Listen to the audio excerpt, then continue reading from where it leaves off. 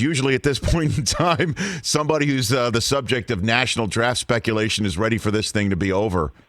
Are you in that boat right now, Trey?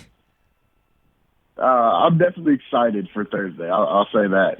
It's been a long process, but it's been awesome.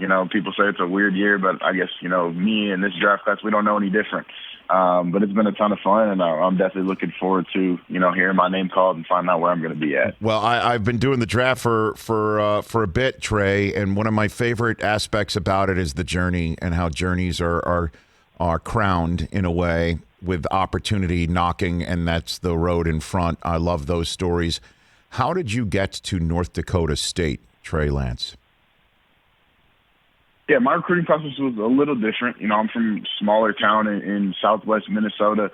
Got, offered by some schools in the FCS, some schools in the MAC, most of the Ivy League schools. And then, I guess probably early in my junior year, I got switched, kind of on the recruiting boards or whatever you want to call it, from quarterback to athlete. And that's when that whole kind of idea started that I wasn't a quarterback. At that point, I had already been recruited by North Dakota State as a quarterback.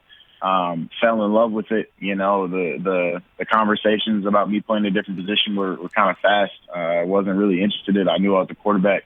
Believing in myself, and North Dakota State, obviously, I wanted to have this opportunity to be where I'm at right now. And North Dakota State, if I wasn't being offered by Alabama, Oklahoma, Clemson, or Ohio State, North Dakota State was the best option for me, without a doubt. Also, just as far as, FBS being, bigger and better, I don't think that's always the case. And for me, getting to North Dakota State and seeing, the expectation at North Dakota State is winning every single game and winning national championships. I didn't want to go to school and hope to play for a bowl game.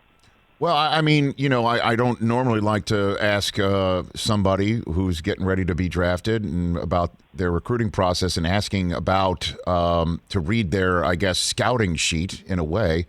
But I'm unfamiliar with why somebody would consider you not a quarterback prospect as you're getting ready to go into college football. What why were you not considered a quarterback prospect, Trey? Yeah, it was really similar, actually, kind of to the feedback I hear now, or as far as negative. Just didn't throw the ball enough, didn't play enough games. We're a fairly run-heavy offense, honestly, really similar to what I did at North Dakota State. Probably threw the ball 20 times a game, and it wasn't anything past that very consistently. Went to a small school, didn't play very much competition. So that's kind of the really similar, as to what I hear right now. But again, it's just those things that I can't control.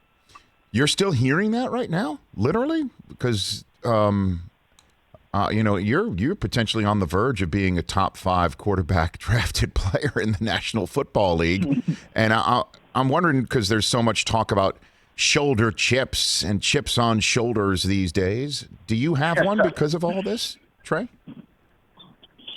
Yeah, I mean, I like proving people wrong. That's what I love to do. I think just being from a small town, being from, kind of the middle of nowhere, it's what I've done my whole life, and it's kind of, I guess, what I love to do.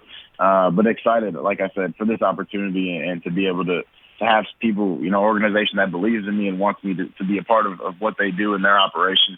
But yeah, I'm always, there's always going to be critics and stuff like that. I don't pay attention to it a whole lot. Hey, you watched all the way to the end. Thanks for that. Watch more right here.